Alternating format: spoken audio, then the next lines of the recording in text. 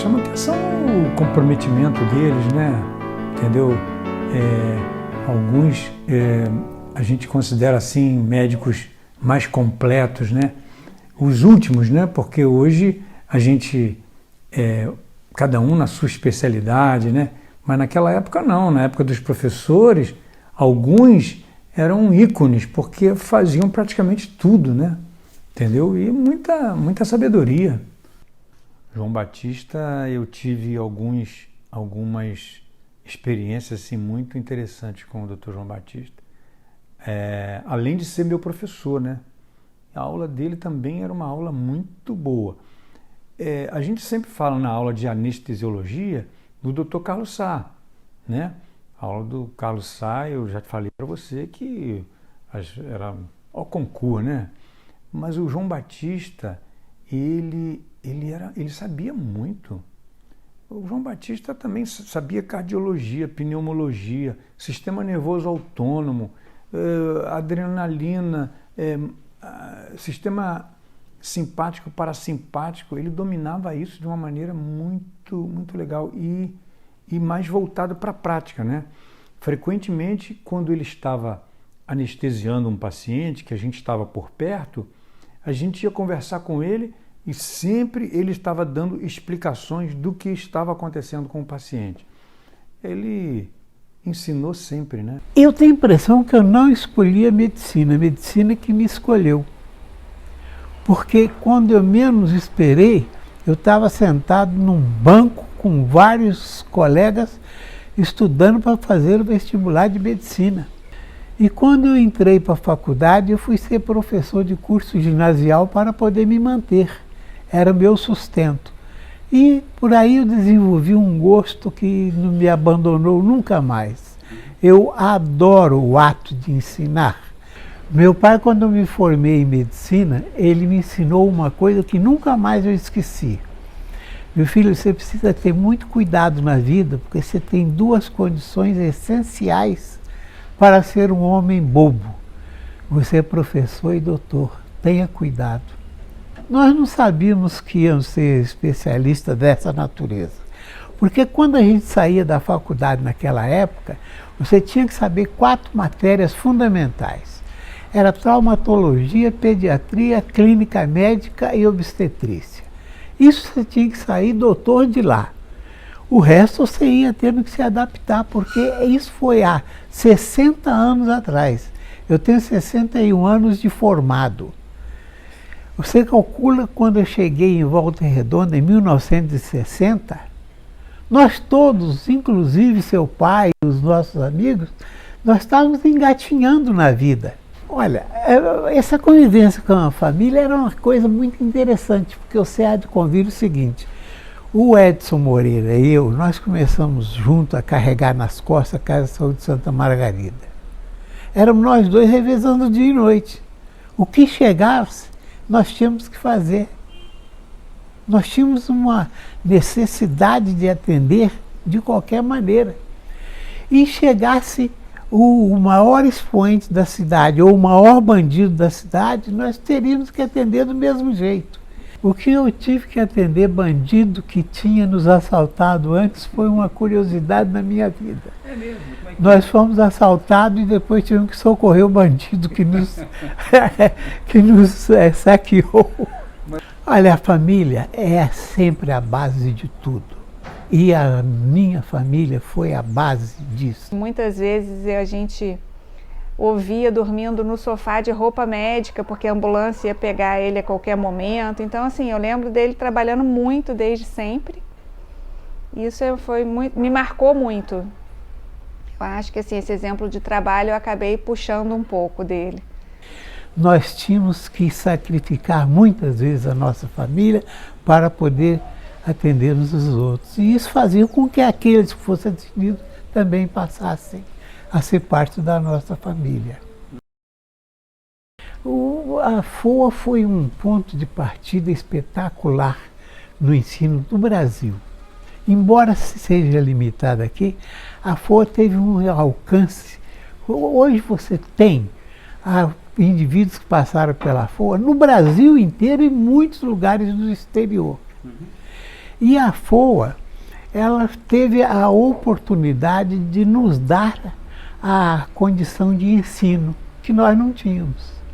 O buscar o conhecimento é sagrado. Aquele que não busca o conhecimento, ele está se retardando. Mas uma coisa eu te digo, sabe? Você não tem a dificuldade de passar aquilo que você sabe por um motivo só. Aquilo é o amor. Você está passando amor. É amor que você entrega àqueles que estão trabalhando com você. Há pouco tempo atrás, eu estava fazendo natação numa escola de natação, né? Num lugar aqui na Vila Muri, e ele participava também. E ele não deixava de falar do que a água fazia no organismo, o que o movimento, o que fazia uma água fria para asma. Ele sempre relaciona aquilo que a gente está fazendo com a fisiologia do organismo, sabe? Olha, tem ótimas recordações, um excelente médico, um excelente anestesista. Sempre foi um pai muito amoroso. Eu acho que o carinho, o amor, a compreensão dele explicar pra gente o que ele ia fazer, a gente via.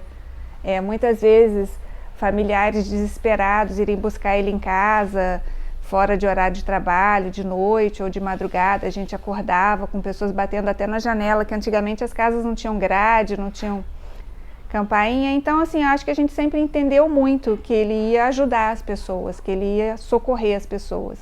E quando ele estava com a gente, era muito amoroso, muito alegre. Então, eu acho que isso compensou essa ausência, essa distância. E essa calma dele em explicar as coisas, como é que é isso como pai, para você como filho? Pois é, assim, com a gente ele sempre foi muito enérgico, essa calma dele, é dele mesmo, essa paciência, esse carinho, até com a gente mesmo para explicar. Mas quando ele fica bravo mesmo. Não tem jeito não, a gente, adolescente, ele foi um pai bem bravo. Horário, como aquilo me irritava. E tinha um hi-fi aqui na vila que ele vinha, o hi-fi terminava, eu acho que era 11h30, né? E aí ele falava que se a gente não tivesse lá embaixo na portaria para esperar ele ia subir de pijama para buscar a gente ficava em pânico. Então, antes de terminar o hi-fi, a gente já descia antes de todo mundo com medo dele subir. Isso me marcou muito. Ser anestesista não é fácil. Não é fácil. A responsabilidade é enorme. Hoje, aos 56 anos de idade, eu sinto demais o peso da especialidade, em termos de responsabilidade. Mas foi uma escolha minha, feita ainda no último ano de medicina, no colégio, na faculdade, em que eu sabia que eu gostaria de trabalhar em equipe. Olha, o Gerson, primeiro que ele já é um primor de pessoa, independente de ser um excelente médico, excelente anestesista. E parece que eram as nossas conversas de fim de semana com uma cervejinha, ele parece que com a cerveja ele também pegou a anestesia. O número de anestesistas que eu tive a oportunidade de fazer e influenciar me enche de orgulho. Passei quase 40 anos fazendo só anestesia, né? Mas depois foi me despertando um interesse assim, mais pela medicina natural e pela medicina preventiva. E a gente foi aprendendo, logicamente, fiz curso com o Dr. Laí Ribeiro, e o que ele fala muito é que a melhor maneira de tratar uma doença é não adquiri-la, né? E uma frase também que eu escuto dele também é o seguinte: se você não tiver tempo para tratar da sua saúde, você vai ter que arranjar tempo para tratar da sua doença. Dr. Reginaldo, ele foi professor de anatomia, se eu não me engano, logo no primeiro ano, deu poucas aulas, né? Agora, o que chama a atenção do Dr. Reginaldo é a técnica cirúrgica, né?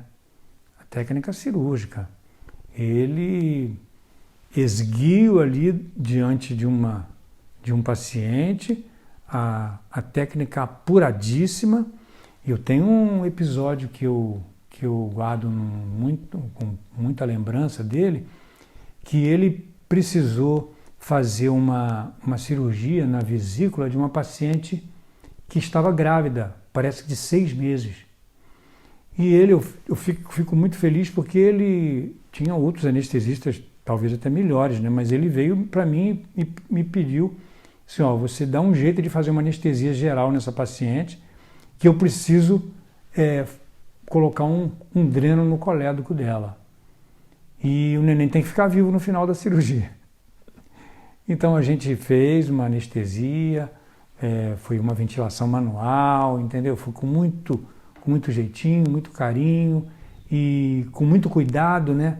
E aí ele terminou o serviço dele e quando terminou a gente pegou um sonar, né? Já existia um sonarzinho, e quando a gente estava procurando ali o batimento cardíaco do neném, de repente, aquela frequência mais alta foi uma comemoração, uma alegria muito grande, e eu tenho essa recordação. Olha, rapaz, essa coisa interessante, né? Você sabe que a influência da minha mãe foi muito grande. Ela sempre dizia que meu filho vai ser médico. Meu filho sempre dizia isso. E chegou na época do vestibular, fiz vestibular em medicina e toquei a vida. Nós tínhamos poucos médicos já. Sabe? Então, era personalizado. As pessoas sabiam de você, elas ouviam falar de você, elas recebiam de você. Você também era cuidadosíssimo com o que você fazia, para que saísse perfeito, para que tivesse sucesso, para que desse uma satisfação para o paciente, para a família do paciente. E tinha umas coisas que nunca mais existiu isso.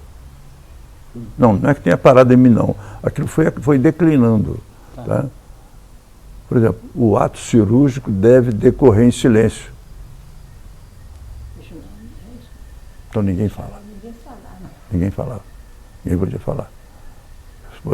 Porque marcou um objetivo. Isso, você não queria ter sua atenção desviada, entendeu?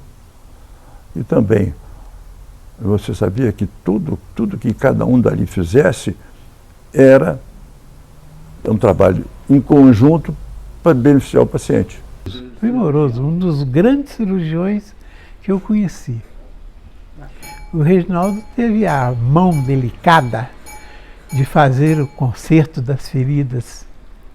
É uma pessoa excepcional e um grande coração.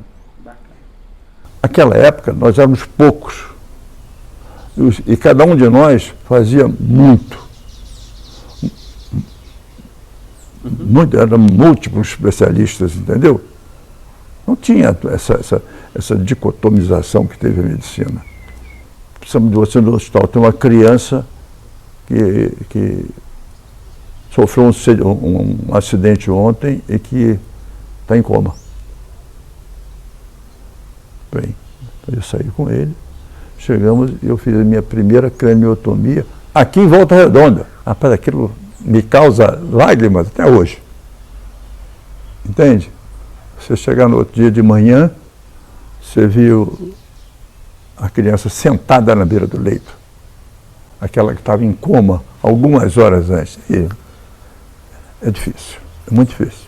Você trabalhando numa cidade do Rio de Janeiro, onde raramente você, como anestesista, recebe o elogio.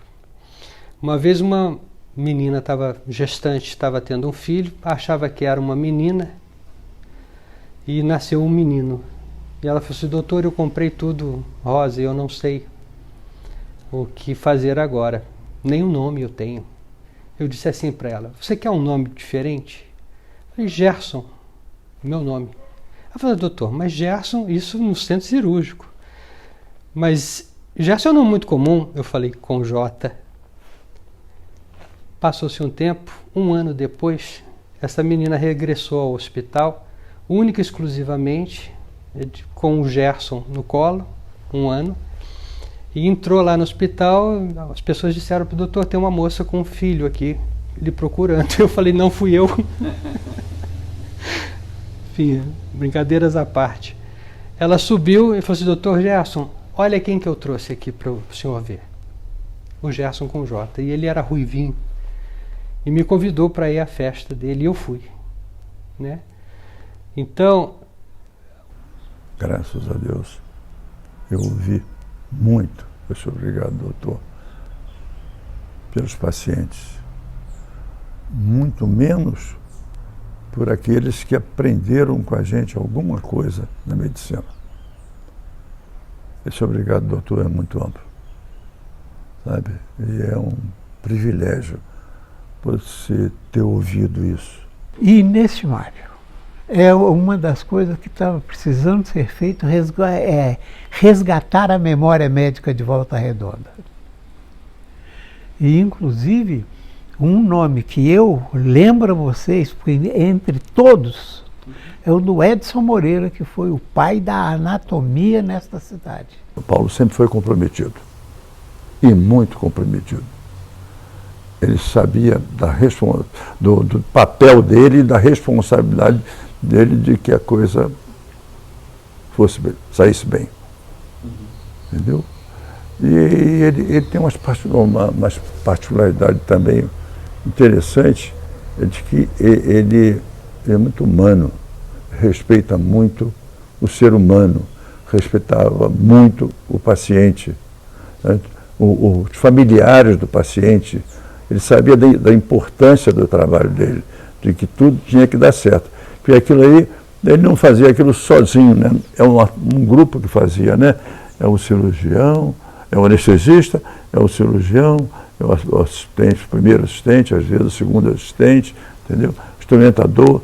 Eu já participei de muitas cirurgias grandes, cirurgia de tórax, neurocirurgia, mas hoje eu me afastei um pouco dessas cirurgias desse porte. Estou fazendo coisas menores e tem outros profissionais melhores, né, e mais novos, com mais capacidade, com mais disponibilidade de fazer e mais habilidade também.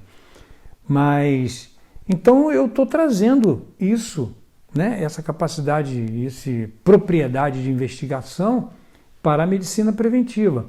E estudando e cada vez me aprimorando mais nos detalhes dos exames laboratoriais, nos detalhes da observação clínica, coisa que eu não me interessava muito na época da faculdade. Eu nunca queria ser clínico, mas agora me veio essa curiosidade, esse esmero, e eu estou gostando muito de fazer isso. Eu acho que as pessoas também estão gostando.